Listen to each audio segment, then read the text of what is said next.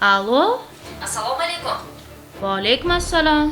Xolajon, biz suv ta'minotidamiz. Sizni hisoblagichingizdan almashtirishimiz kerak edi. Xo'p, bolam, xizmat. Pasport ma'lumotlaringiz o'zgargan shekilli. Bizda eskisi bor ekan. Yangi ma'lumotlaringizni aytib yuborasizmi? Ish qilib pul olmaysanlarmi?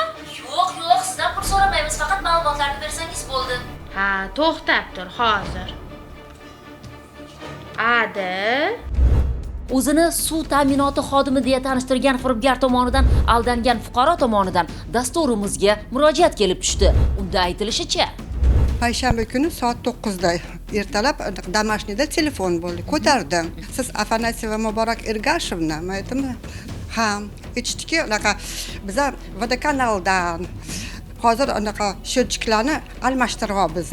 Yoki 14-aprelda unaqa sizga qo'ng'iroq qilamiz. Anaqa qachon vaqtingiz bo'lsa kelamiz. Almashtiramiz. Aytdiki, anaqa pasportmi yoki IDmi? Men aytdimki, ID. Aytdiki, bizada anaqa sistemada anaqa eski pasport anaqasi, shuning yangisini ayting. ishondingiz. Ishondim shundan anaqa. Demak, sizga qo'ng'iroq qilishdan avval ular ma'lumot to'plagan ekanda. Aha. O'tqatdan olishdi, bilishdi. Bilmayman. Shuning uchun anaqa ishondim. Aytdiki, qo'rqmayman, moshennik emasman. Suvni yopib qo'yamiz, dedi. Agar ma'lumotlar aytmasa, suvni yopib qo'yamiz degan. Shundan keyin qo'rqib ma'lumotlaringizni aytdingiz. Qildim-da, shunda yopib qo'yishadi.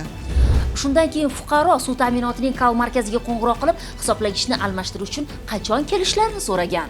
Bunaqa qo'ng'iroqlar bir necha marta bo'ldi. Mana o'zingiz guvoh bo'lib turibsiz. Shu hududiy nozirlarimizgacha hattoki mana fuqarolarimiz qo'ng'iroq qilib, ana shunaqa holatlar bo'layotganligi, aqlli hisoblagichlar o'rnatib berasizlarmi, yo'qmi o'zi? Falon kuni menga qo'ng'iroq bo'lgan edi. Qachon kelasizlar degan savollar bilan murojaat qilish holatlari juda ham ko'paydi.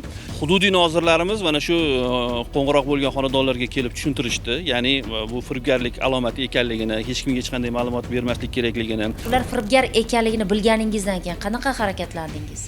Inspektor aytdiki, boring anaqa единое окноga, и o'tda anaqa запрет на кредит dedilar. Lekin bordim u yoqqa, и o'tda запрет qilishdi. Yagona darchaga bordim. Inspektorga katta rahmat. Bizga taqdim etilgan ma'lumotlarda aytilishicha, so'nggi 2 hafta davomida aynan mana shunga o'xshash firibgarlik holati yuzasidan ma'lumotlar markaziga 50 ga yaqin murojaatlar bo'lgan ekan. To'g'ri aytasiz. Bizga ko'p murojaatlarda aholimizdan shunaqa murojaatlar tushyapti.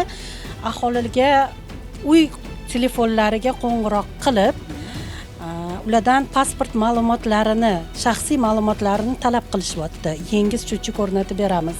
To'g'ri, bizda aqlli счетчикlar o'rnatilish boshlangan.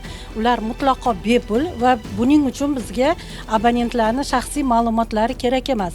Chunki bizning ma'lumotlar bazamizda bu narsalarning hammasi shakllantirilgan.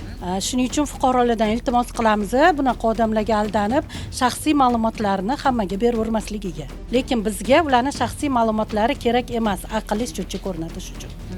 Bordiyu, siz mana shu holatda shaxsiy ma'lumotlaringizni o'sha qo'ng'iroq qilgan odamga ma'lum qilsangiz, kim bilsin u nima maqsadda foydalanadi? Balki nomingizga kredit rasmiylashtirishi yoki o'z manfaati yo'lida yana qaysidir maqsadlarda foydalanishi mumkin. Shunday ekan, kimdir sizga qo'ng'iroq qilib, shaxsiy ma'lumotlaringiz haqida so'rayaptimi? Darrov qaysi tashkilotdanmiz desa, o'sha tashkilotni call centerlariga, ma'lumotlar markaziga qo'ng'iroq qilib ogohlantiring. Bu sizni kelajakda aldanib qolishingizdan asraydi. To'g'rimi? To'g'ri.